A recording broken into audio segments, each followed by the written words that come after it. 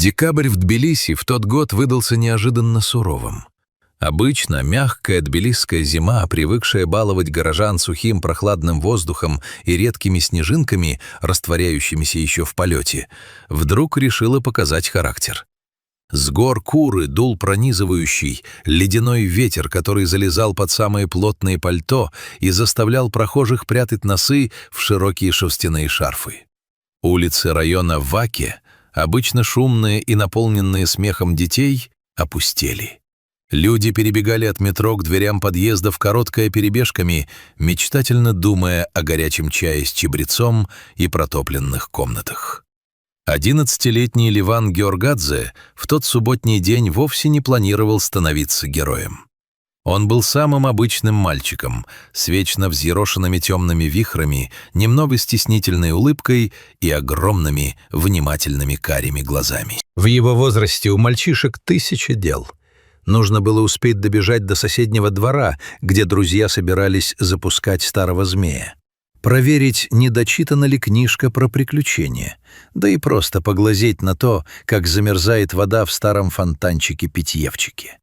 Натянув свою любимую темно-синюю куртку, немного потертую на локтях, но очень теплую, выпрошенную у мамы на прошлый день рождения, Леван выскочил из подъезда старого 5-этажного дома. Холодный воздух тут же обжег щеки, но мальчик лишь задорно шмыгнул носом и сделал несколько быстрых шагов по подмерзшему асфальту. И тут он его увидел.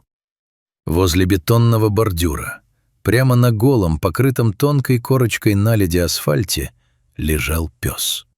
Это был обычный тбилисский дворовый дворняга, из тех, кого все знают, но ничей конкретно. Рыжевато-серый, с длинными смешными ушами и какими-то удивительно человеческими глазами. Собака свернулась в тугой калачик, пытаясь сохранить остатки тепла, но ее тело сотрясала крупная, непрекращающаяся дрожь. Она даже не скулила, у нее просто не было сил издавать звуки. В ее глазах, устремленных в серую высь замерзающего неба, застыла тихая смиренная обреченность. Леван остановился как вкопанный, его собственное дыхание превращалось в белые клубы пара. Мальчик посмотрел вокруг. Мимо прошел мужчина с большим пакетом из супермаркета, уткнувшись подбородком в воротник. Чуть дальше женщина торопливо вела за руку маленькую девочку.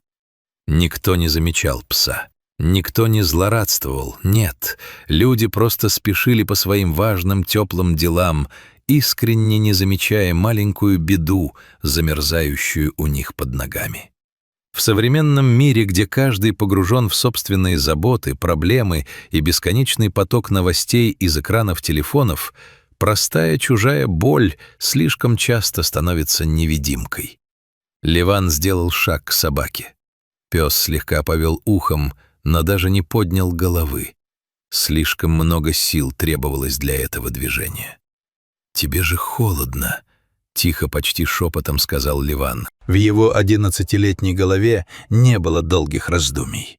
Он не думал о том, что скажет мама, когда он вернется домой без верхнего клоутс. Он не размышлял о том, что сам замерзнет через пару минут. Логика взрослого мира, прагматичная, взвешивающая за и против, еще не успела отравить его сердце. Была только простая, абсолютная правда. Ему сейчас тепло в куртке, а этому животному смертельно холодно. Не раздумывая ни секунды, Леван расстегнул молнию. Ледяной ветер тут же проник под тонкую кофту, заставив кожу покрыться мурашками. Мальчик скинул куртку с плеч. Наклонившись к дрожащему псу, он бережно, стараясь не напугать животное, расправил плотную ткань и укрыл его сверху, аккуратно подоткнув края, чтобы ветер не поддувал снизу. Пес замленел. На мгновение он замер, а потом глубоко, с каким-то невероятным человеческим вздохом, выдохнул горячий воздух прямо в ладони мальчика. Рыжий хвост, едва заметно, слабенько стукнул по льду один раз. Это была самая искренняя благодарность, которую Леван когда-либо получал в своей жизни. Погладив собаку по голове между ушами, Ливан покрепче обнял себя руками за плечи, переступил с ноги на ногу и быстро побежал обратно к своему подъезду, чтобы вынести из дома хоть какую-то еду. Эта история вполне могла бы остаться незамеченной, просто еще одним маленьким, тихо угасшим эпизодом тбилисской зимы. Ливан никому не собирался хвастаться. Но у этой истории оказался свидетелем сосед из дома напротив. Демба Ламидзе, молодой парень, увлекающийся фотожурналистикой, в это самое утро стоял у своего окна с чашкой горячего кофе, наблюдая за пустым двором. Он видел весь эпизод от начала до конца. Когда он заметил, как маленький мальчик снимает с себя куртку на морозном ветру, Демба инстинктивно схватил лежавший на столе фотоаппарат. Он успел сделать всего несколько кадров.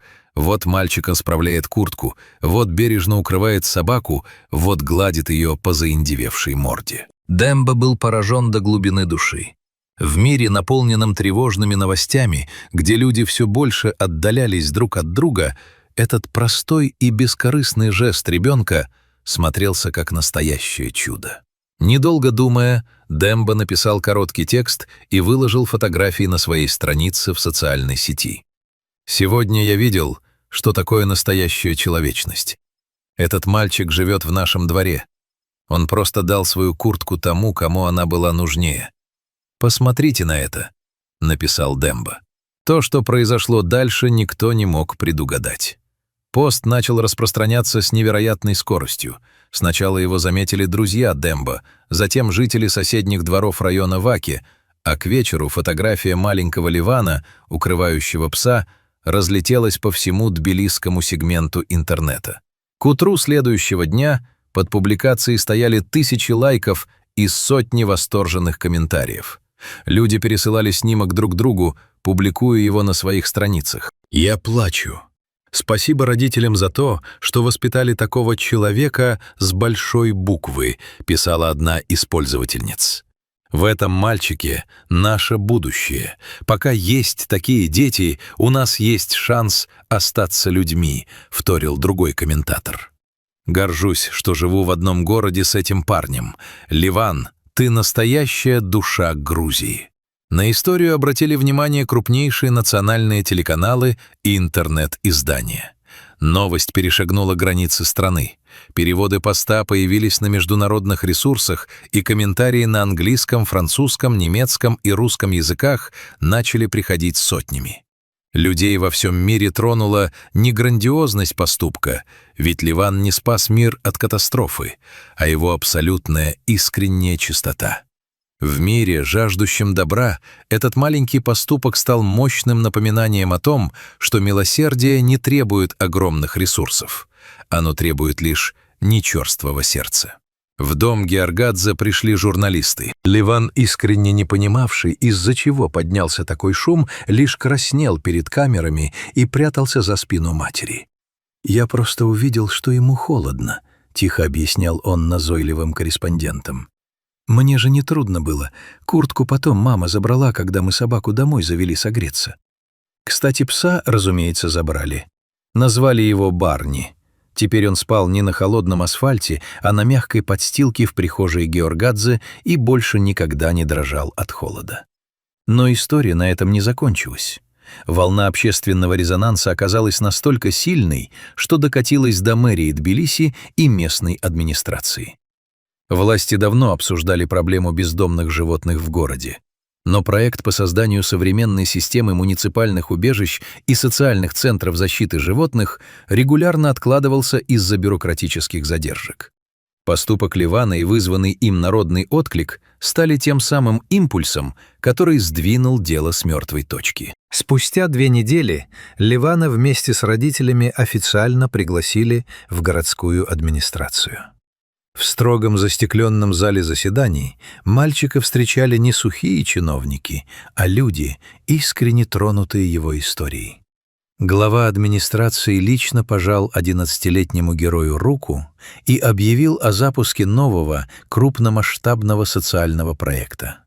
Целью проекта было не просто строительство нового, оснащенного всем необходимым убежища для бездомных животных, но и проведение в школах уроков доброты и ответственного отношения к природе. А главное, Ливану предложили стать официальным послом и главным участником этой инициативы. Именно он вместе с архитекторами закладывал первый символический камень в основание будущего приюта. И именно его рисунок, мальчик, протягивающий руку собаке, стал логотипом городского социального движения.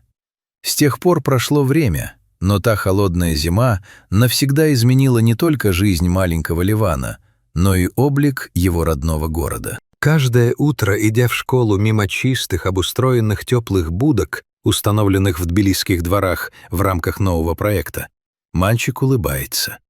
Рядом с ним на поводке весело шагает сытый и довольный Барни. Поступок маленького мальчика доказал простую, но забытую истину. Чтобы изменить мир к лучшему, не нужно обладать сверхспособностями или огромными богатствами. Достаточно просто не пройти мимо чужой беды и согреть того, кто замерзает, даже если для этого придется отдать собственную куртку. В этом тихом милосердии и кроется настоящая надежда человечества на счастливое будущее.